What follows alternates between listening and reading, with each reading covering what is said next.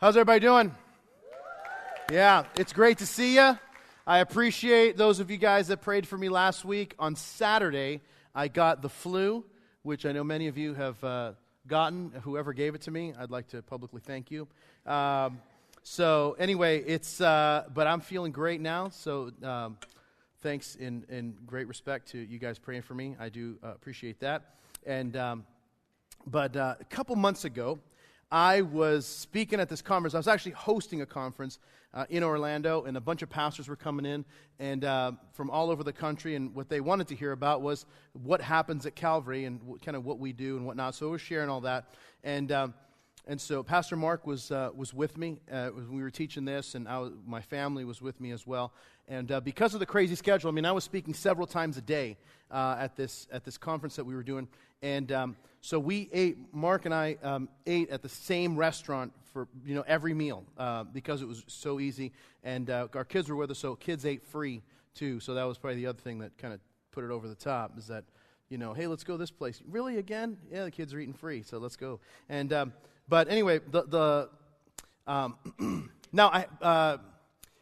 so I get there to the restaurant. This is the last day, and I order a Coke Zero, like I did every day that I was there. Before I finish telling the story, I got to tell you, I'm a big fan of Coke Zero. If any other fans, several. Look at us, the geniuses in your midst. If you didn't know. So anyway, I'm a big fan of Coke Zero. I actually own a Coke Zero hat. When I went to the Coke Museum in Atlanta, I bought a couple years ago. I bought a Coke Zero hat because I like to represent. And so anyway. And I love Coke Zero because I believe Coke Zero is like a little taste of heaven, because it's the great taste of Coke without all of the calories. And I don't know if you know this, but that's what heaven is going to be like. It is. I want you to imagine, you're going to heaven. What's heaven like? Well, I want you to imagine drinking a Coke Zero, biting into Cake Zero, as you eat French fries Zero, and wash it down with a chocolate shake Zero. That's what it's going to be, all right? That's kind of the idea. And so, but I digress. And so anyway, I get to the restaurant. Now, I've been going to the same restaurant for the last 4 days now, ordering Coke Zero. So I get there last day that I'm there, and I say, hey, oh, sir, what can I get you? And I'll say, I'll have a Coke Zero. And Mark says, I'll have a Coke Zero also. And the guy says, I'm sorry, sir, we don't serve Coke Zero. Pardon? And I said, no, you don't understand. You must be new. And I said, I've been ordering Coke Zeros all week. And he said, I've been here for a couple years, and we don't serve Coke Zero at this restaurant. And I said, but sir, I've been ordering Coke Zeros all week. And what has been happening?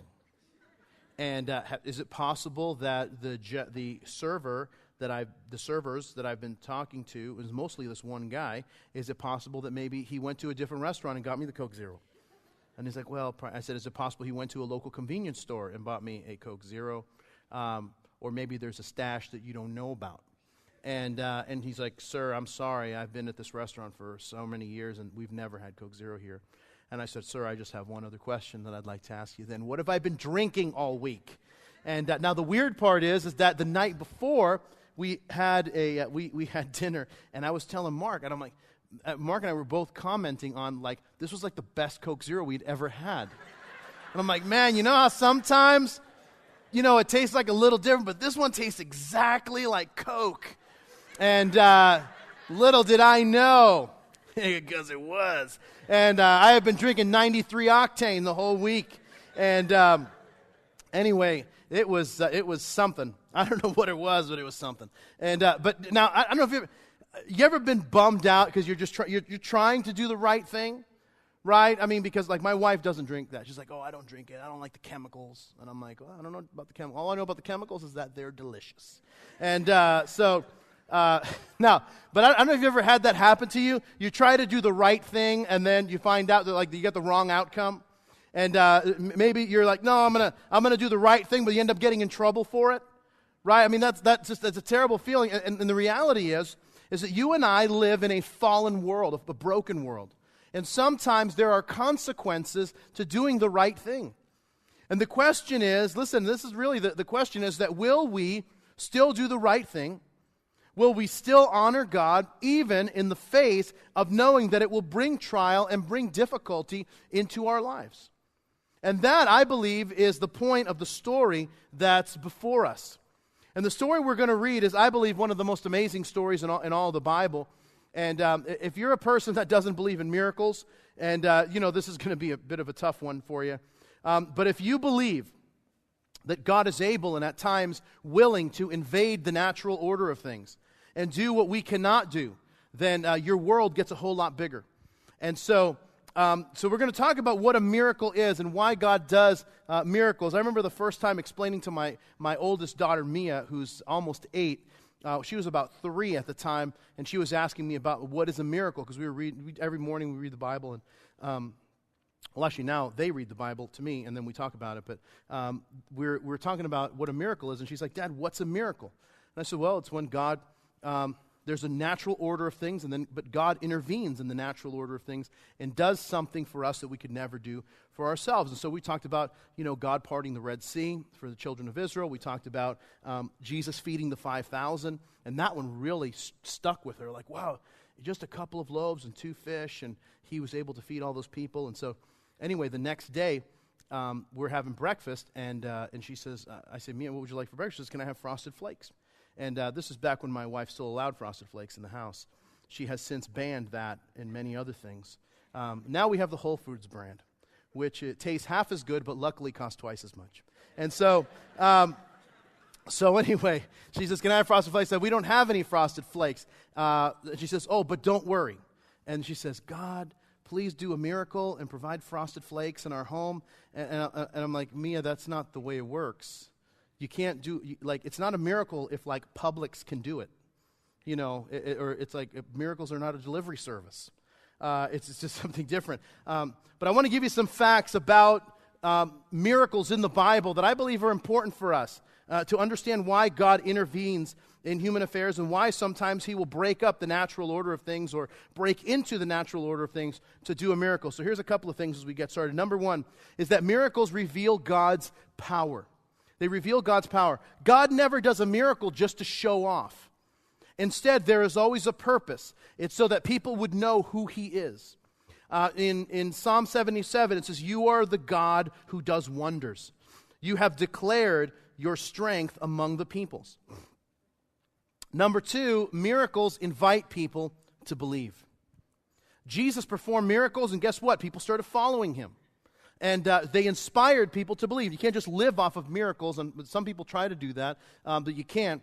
The Bible says, faith doesn't grow because of miracles. The Bible says that faith comes by hearing, and hearing by the Word of God. It's our relationship to God's Word is how miracles begin to grow. But what we find is that in John chapter 3, when this guy Nicodemus shows up and he's speaking to Jesus, he says this, I put it in your notes, Rabbi, we know you are a teacher come from God, for no one can do these signs that you do unless God is with him. And so, it was never about the miracle itself. It was always about, Jesus healing the person, and then that would begin the process of that person believing. And then thirdly, is that miracles are a taste of the future.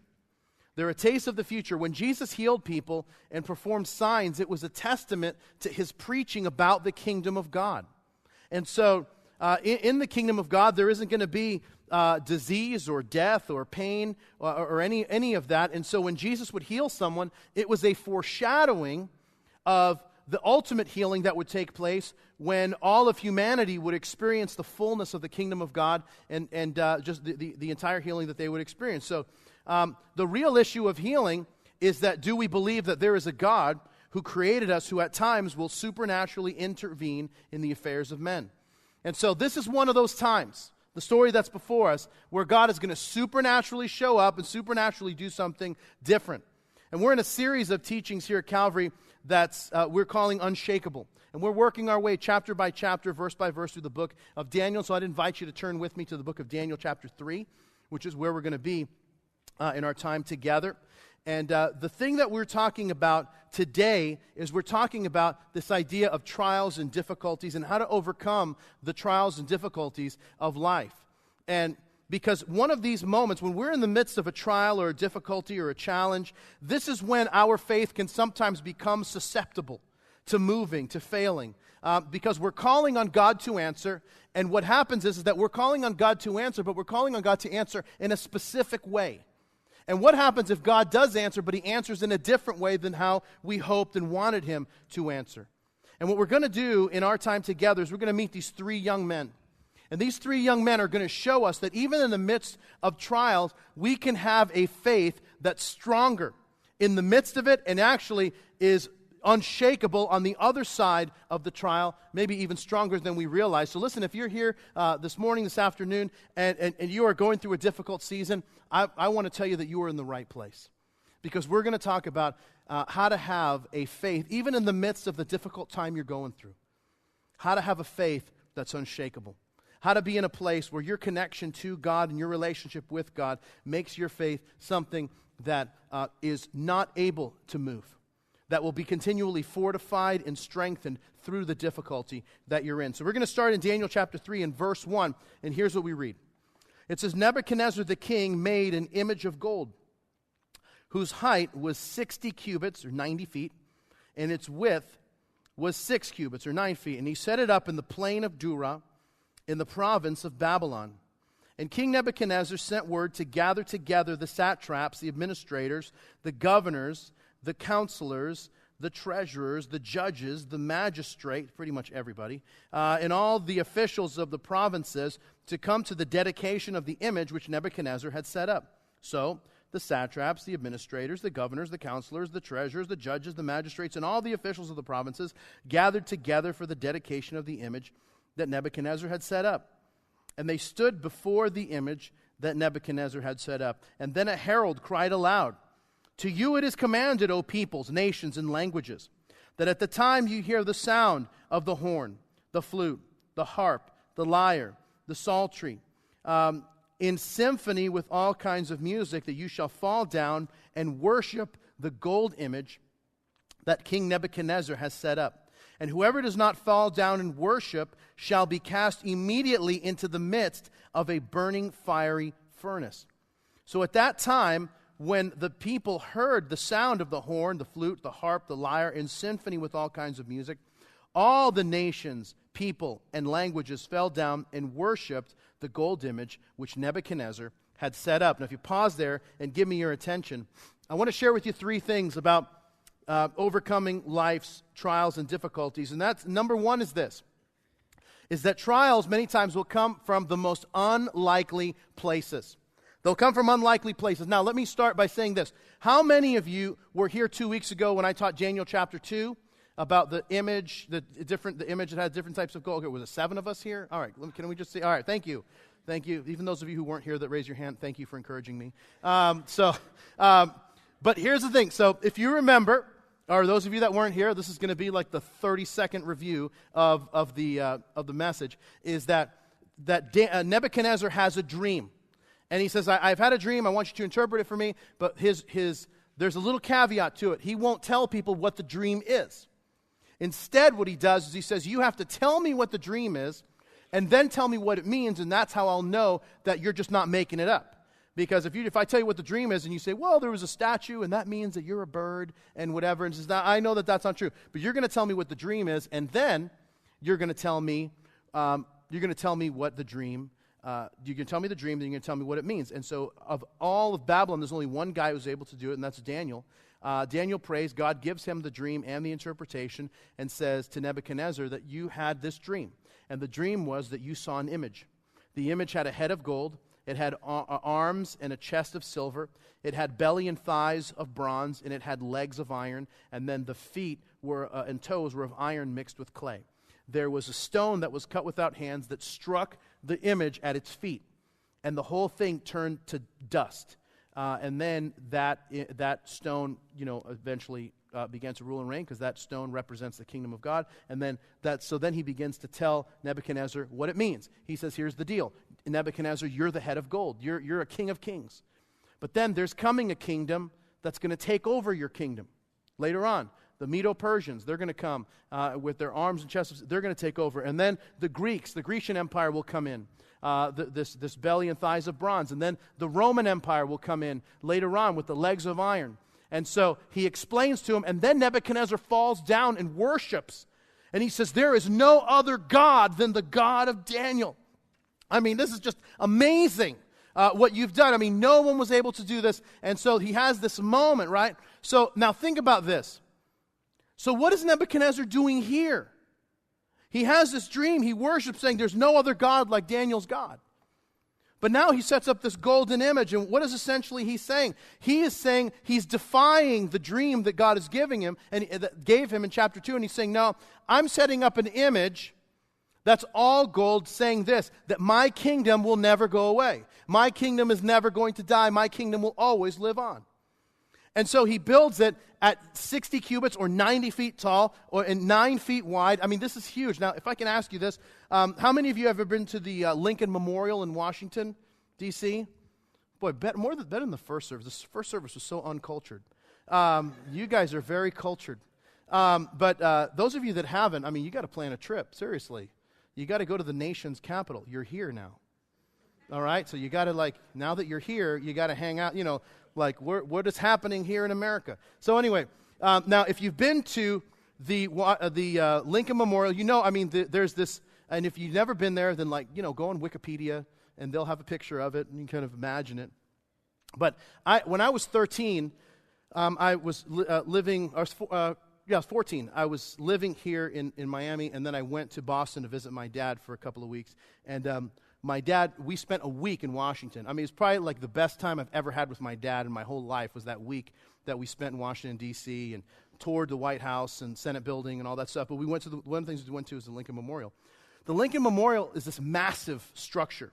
And you walk up these steps, and you see the statue of Lincoln sitting, and it's huge. It's 19 feet tall, and you're just blown away at how big it is. Nebuchadnezzar builds a golden image that is 3.5 times larger than that. I mean, this thing is enormous. And he tells everybody, here, you're going to bow down and worship that thing. Now, the question is, if he just had this experience with God, I mean, why is he creating this golden image? Well, this is where history kind of helps us give a little bit of background as to what's happening in the biblical text. In 596 BC, there was a rebellion in the province of Babylon. And so someone was trying to overthrow the Babylonian Empire. Nebuchadnezzar hears about it, puts it down pretty quickly. But shortly after that, he creates this statue and makes everyone bow down and essentially pledge allegiance to the image that he has created. Now, the thing and so this is the part that is interesting, is that it's this insurrection that tries to uprise that now causes him to say, no. I've got to take control of this situation. Now everyone's going to bow down and worship me. Now, this is the guy who told Daniel that there's no other God like his God. And now he's creating problems for God's people. And that's why I say that sometimes trials come from the most unlikely of places. And sometimes that's just how it works, is that there's an area where we think we're strong, and we kind of leave that alone, and we're trying to shore up the area that we're weak. And what will happen is that the area in which we're weak, we'll take all of these precautions and safeguards so that we don't fall in this one area, but then there's this other area where we're kind of lax because we don't think that anything's really gonna happen here. And so if there's, an area like, oh man, I'm weak in this area, so I want to avoid situations where there might be a problem. And so, if you're trying to eat right, and someone says to you, hey, let's meet up. You don't tell them, let's meet up at the cupcake shop. You say, well, where do you want to meet? Let's meet up at the produce department at Publix. You'll see me. I'll be the one eating a head of lettuce, right, even with the plastic, just going for it, And so, but it's one of the things you just, right, because you realize that an area of weakness you need to avoid. And so it was like the other day. I was telling my wife this. I was driving past this donut shop, and I prayed, and I said, Lord, if it's your will for me to go into this donut shop, let there be a spot right in the front for me. Sure enough, 7th time around the block, that spot. So, anyway, I told my wife liked that. No, she really didn't. But here's the thing. is that sometimes we'll get blinded because we're relaxed in the area that we think was a strength, and it turns out to be the thing that wipes us out. When these guys look on and say, man, where are the things? Oh, no, Nebuchadnezzar would never do that to us. Remember, we're the one that told him the dream. He's the one that he promoted all of us. Certainly he wouldn't do this. I mean, isn't that what happened with Peter? This is the same guy that said, Jesus, I'll die for you. That same night he denied even knowing Jesus. I mean, how does that happen?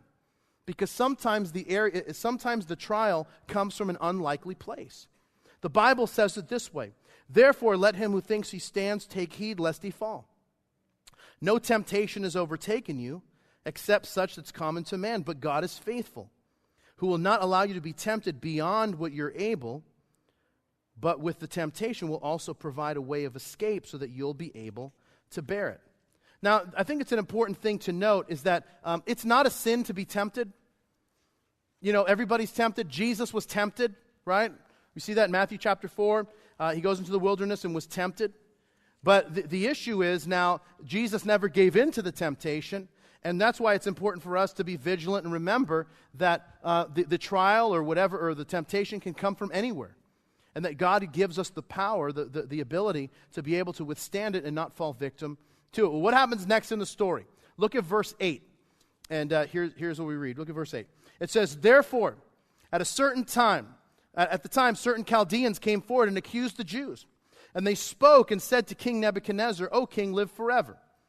You, O king, have made a decree that everyone who hears the sound of the horn, flute, harp, lyre, and psaltery, in symphony with all kinds of music, shall fall down and worship the gold image, and whoever does not fall down and worship shall be cast into the midst of a burning fiery furnace. There are certain Jews whom you have set over the affairs of the province of Babylon, Shadrach, Meshach, and Abednego. These men, O king, have not paid due regard to you. They do not serve your gods or worship the image, the gold image that you have set up. And then Nebuchadnezzar, in rage and in fury, gave command to bring Shadrach, Meshach, and Abednego. And so they were brought in before the king. And Nebuchadnezzar spoke to them, saying, is it true, Shadrach, Meshach, and Abednego, that you do not serve my gods or worship the gold image that I have set up? Now, if you're ready, at the time that you hear the sound of the horn, the flute, the harp, the lyre, and the psaltery and symphony with all kinds of music, that you fall down and worship the image that I've made, good. But if you do not worship, you'll be cast immediately into the midst of a burning fiery furnace. And who is the God who will deliver you from my hand? And Shadrach, Meshach, and Abednego answered and said to the king, O Nebuchadnezzar, we have no need to answer you in this matter. If it is the case, our God that we serve is able to deliver us from the burning fiery furnace, and he will deliver us from your hand, O king. But if not, let it be known to you, O king, that we do not serve your gods, nor will we worship the gold image which you have set up. And if you pause there and give me your attention, here's the second thing that I want to share with you about overcoming trials. The second thing is that trials force us to choose our allegiance. They force us to choose our allegiance. I love, there's these three words that these boys use that just move me every time I read it. In verse 18, they say, King, we believe that God is able to deliver us. But if not, we're still not going to serve your image. I mean, it's amazing to me that many times, listen, when it comes to trials, we will give up when the difficulty comes because we haven't developed a faith that's unshakable. And instead, we kind of live like a mercenary. Like, I'll walk with God as long as he does whatever I want him to do. But listen, the mark of a true follower of Jesus says this: no matter what, I'm still here. I want God to do this work in me, through me, in my family, and the people I love, in my life, in my future. But if he doesn't do it the way I want him to do it, I'm still going to be here. I'm still going to follow. You know, in Jesus' ministry, there was this breaking point. You know, I think everybody thinks that Jesus just like gained popularity and popularity. Really, the reality is that Jesus was fairly unknown in the first part of his ministry, and then he gained extreme popularity. And then there was this moment that was the breaking point in his ministry, and then things kind of started tapering off because he started giving some harder teachings. And there was this time when Jesus fed the 5,000, like in John chapter 6. He feeds the 5,000. He starts doing all these miracles, and he's got crowds of people following him. And then he gives the harder teaching, and he says that you've got to drink my flesh, and you've got to eat my flesh and drink my blood. Speaking of, you've got to really receive the message. You've got to live the message. You've got to have it be part of you. And people were like, oh, hold on, we were just here for the free sandwiches. Like, come on, we don't want to do that. And they say to him, this is a really hard teaching.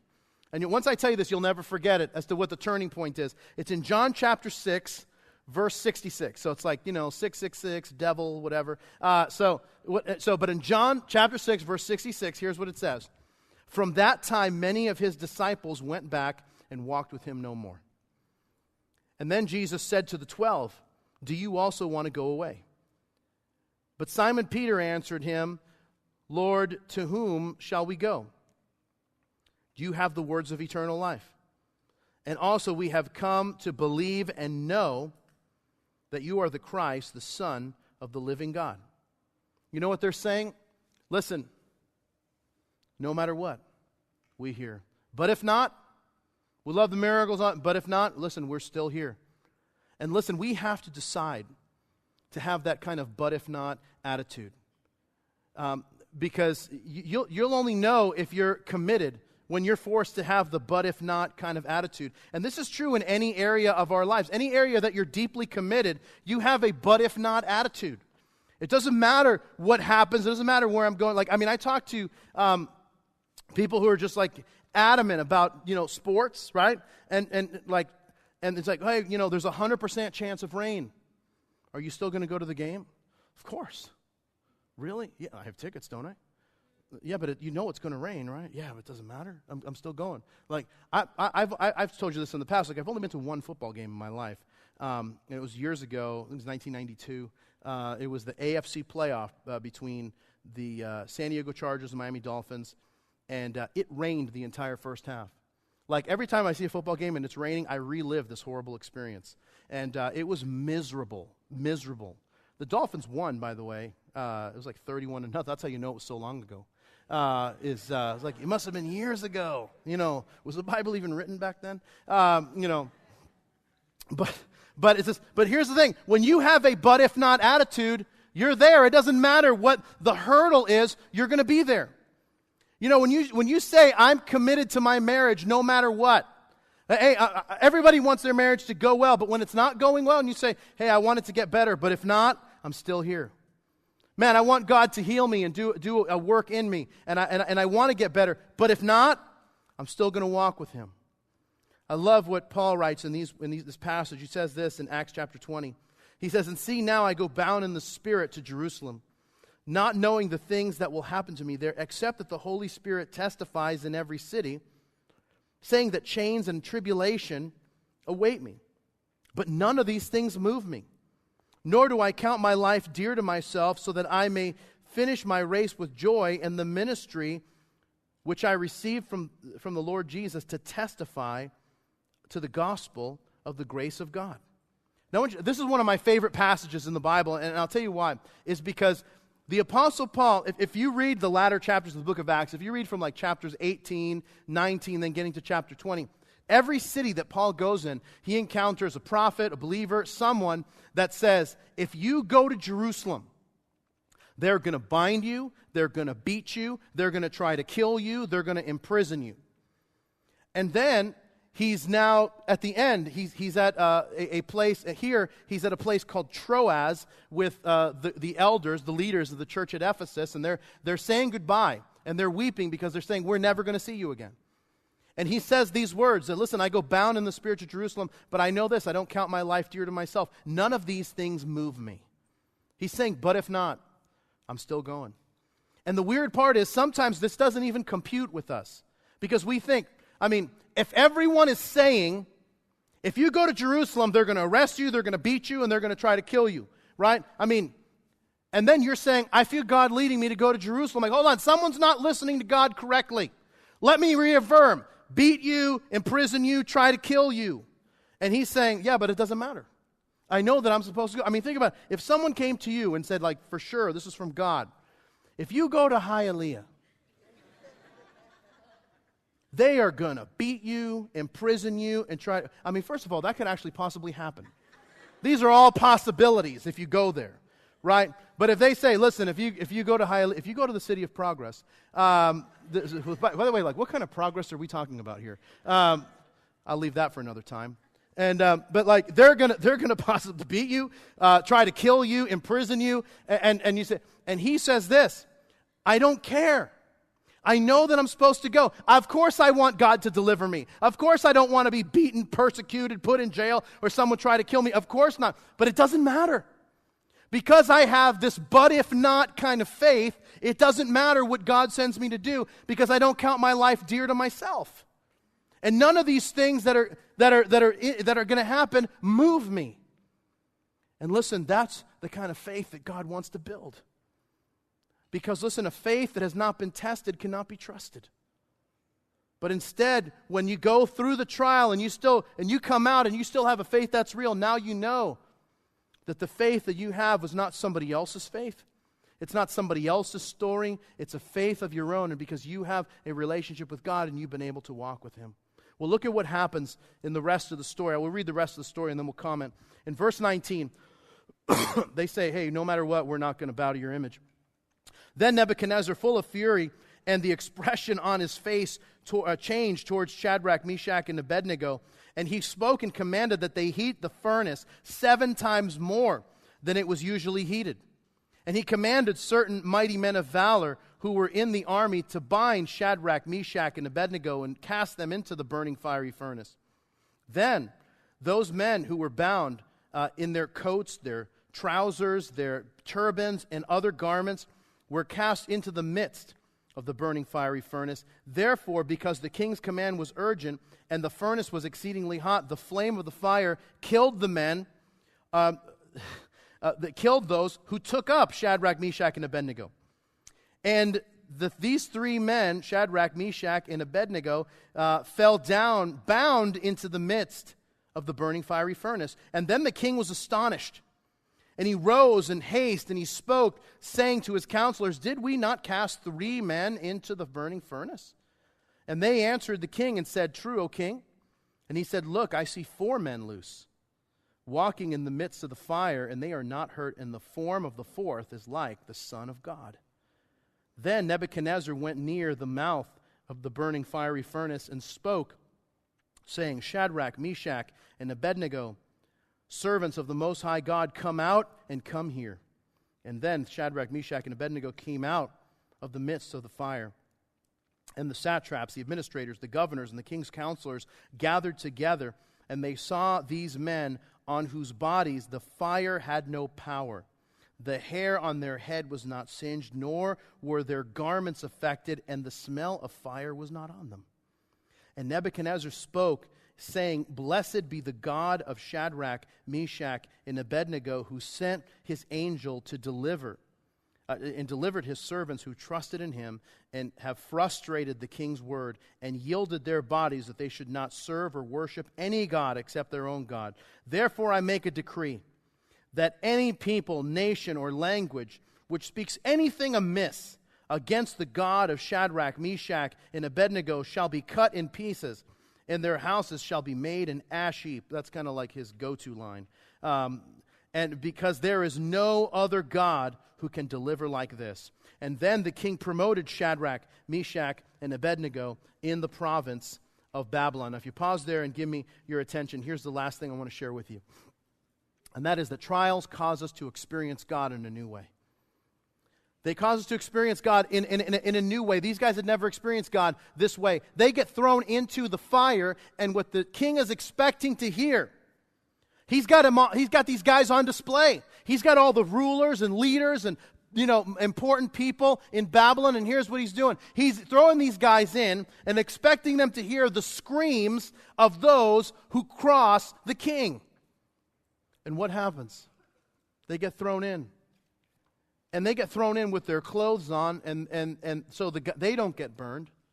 Their clothes don't get burned. Apparently there was some like fire retardant spray or something, but so they don't get burned, and they don't even have the smell That's the part that just, I read that and it's like, what are the chances that it's like, it's not that they don't get burned, that's amazing. Their clothes don't get burned, that's amazing. But they don't even smell like smoke. Right? The first, because like you go home later today and you say, hey, we're going to put some stuff on the grill. You will smell like smoke if you're the person grilling. And that's okay. That's like as good as cologne to smell like a steak, right? That's delicious. But listen, but what happens? But these guys don't even smell like smoke. The first time that my wife and I, we had just gotten married, and then we were married for about 4 months or so, and we did a July 4th party at our little apartment. And someone had given us, technically I found it, but anyway, we had this little grill, and it was a propane grill, but I had never used propane before. And I grew up in Boston, and so people don't really use propane that much, at least not back then.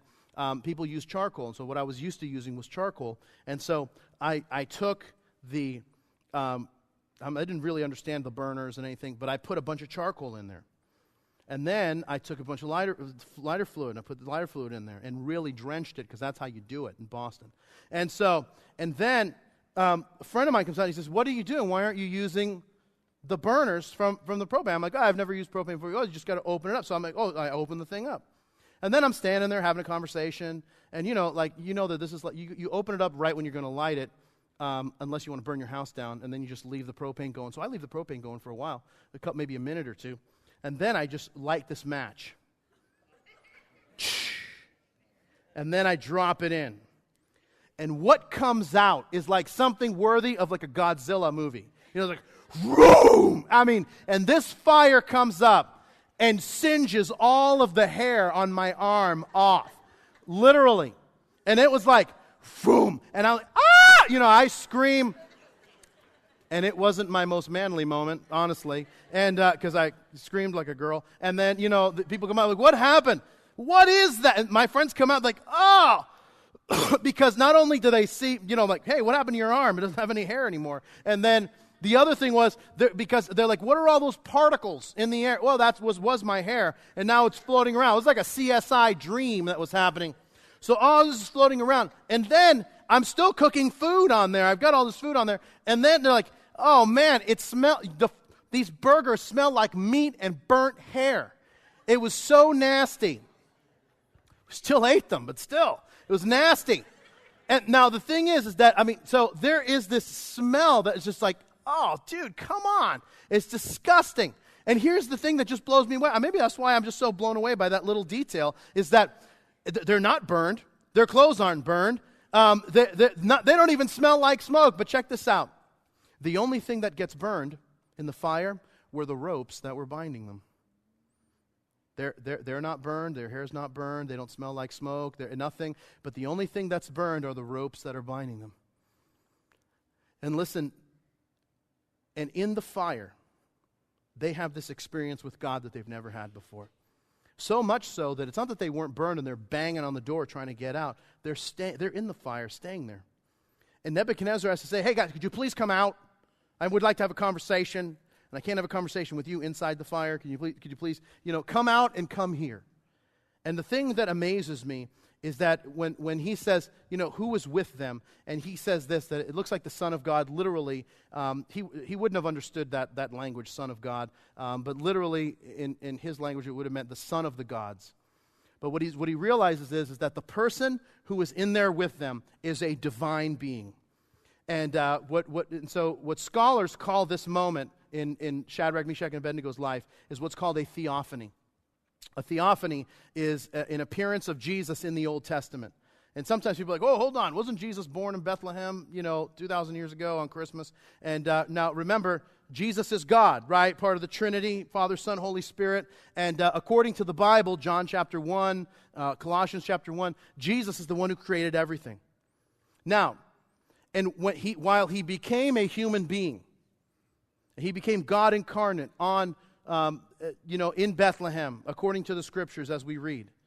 There are moments where he's made a few guest appearances over the course of history. And there were moments where people were speaking and they realized that they were speaking to God himself. In fact, if you read a passage like Genesis 18, Abraham comes to this understanding. I'm not just talking to a person, I'm talking to God.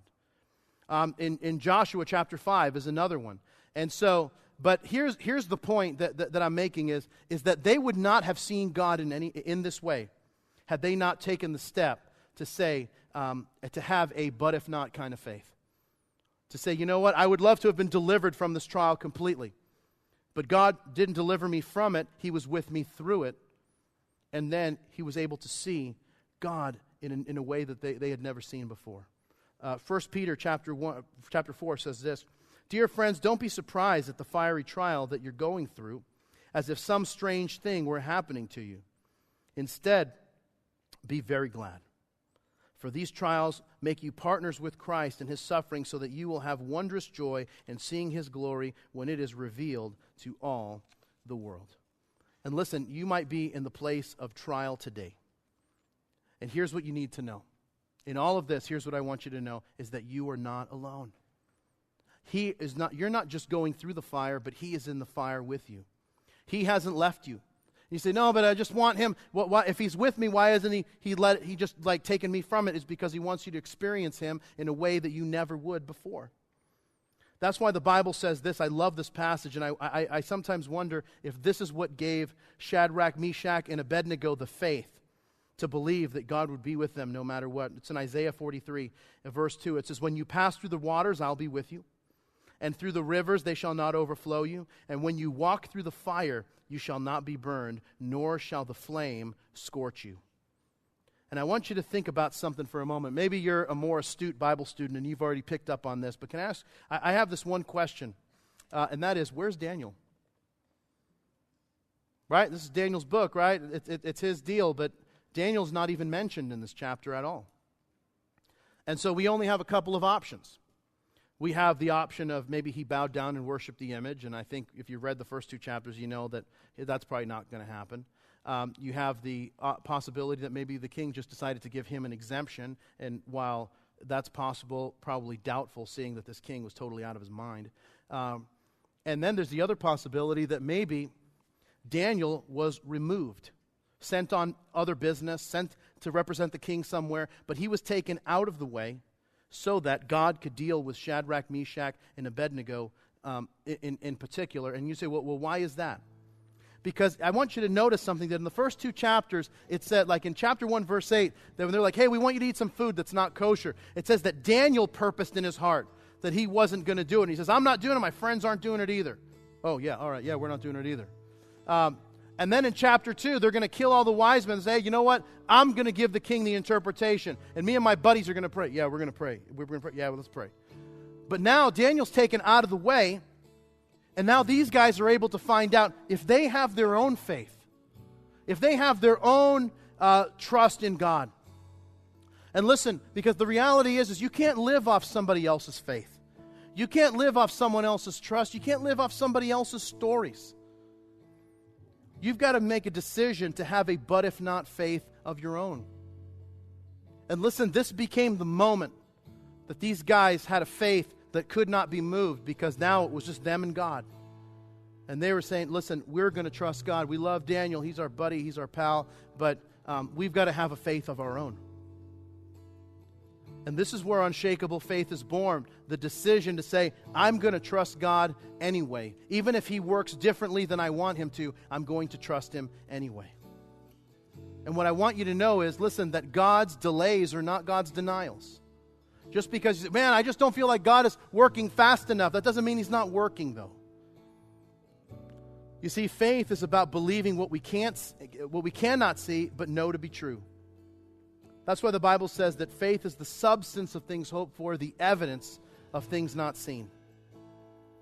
And so listen, if you're here and there's a fiery trial, there's a difficulty, a challenge that you're going through, and you say, man, well, this is I feel like I might be losing faith. I might be losing hope. Listen, that this is the moment to say, I'm going to develop a but if not kind of faith. A faith that says, no matter what, I'm going to trust him. I'm going to live believing that God's going to do a great work. But even if he decides to answer differently than I thought, I'm not going to let that shake my faith, move my faith or crumble my faith. Instead, I'm going to trust anyway, and the trust in what God is doing, which is different than what I had hoped for, will be the thing that solidifies and makes your faith more unshakable than you thought possible. So I want to do something a little different as we close. Because I know that there's some folks who are going through difficulties and challenges, and what I want to do is simply pray for you. If you're going through a difficult season, if you feel like, Pastor Bob, I'm going through the fire right now. And so if you are, here's what I'm going to invite you to do, is that I want to stand with you. And so if you say, I want you to pray for me, I'm just going to invite you to stand where you are. Stand at your seat, and I want to pray for you. And I want to, we're going to believe that God wants to do a great work in your life. So listen, if you're in the fire, if you're saying, man, I'm being challenged, then listen, stand up. We're going to pray. We're going to pray together. And let this be our moment where we decided that we were going to have a but if not kind of faith. And that we were going to trust and believe that God would do His work no matter what. And that no matter what happens, that we were going to believe. Because we're believing that God is able to deliver us. But if not, we're still not going to bow down. We're still not going to crumble. We're still not going to cower back. We're still not going to crumble our faith. Instead, no matter what, we want our faith to be unshakable. So let's pray together.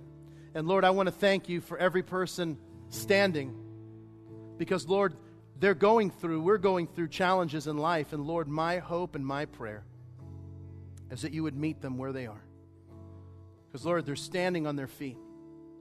I think of what the Apostle Paul said, that we would, having done all to stand, that we would be able to stand in the evil day, because God, there is the enemy of our souls who wants to rip us off, who's come to steal, kill, and destroy.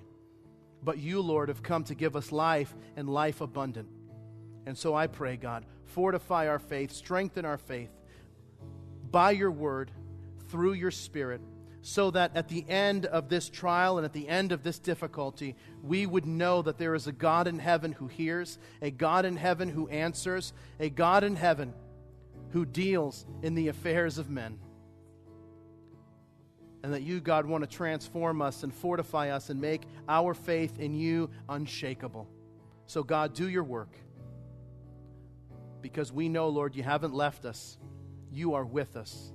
You'll never leave us. You'll never forsake us. So, Lord, I pray that you would make your presence even more known in our lives in this moment, Lord. This is our memorial. This is our standing stone. This is the time that we call out and say, now is the day that we're going to mark it. Mark it on the calendar that this is the day that we said, no matter what we're believing, no matter what we're trusting, no matter what, we're going to walk with you. But if not, that's the kind of faith we want to have. And that's the kind of faith, Lord, that you respond to. So do your work, I ask. In Jesus' name, and everybody said, amen. Yeah.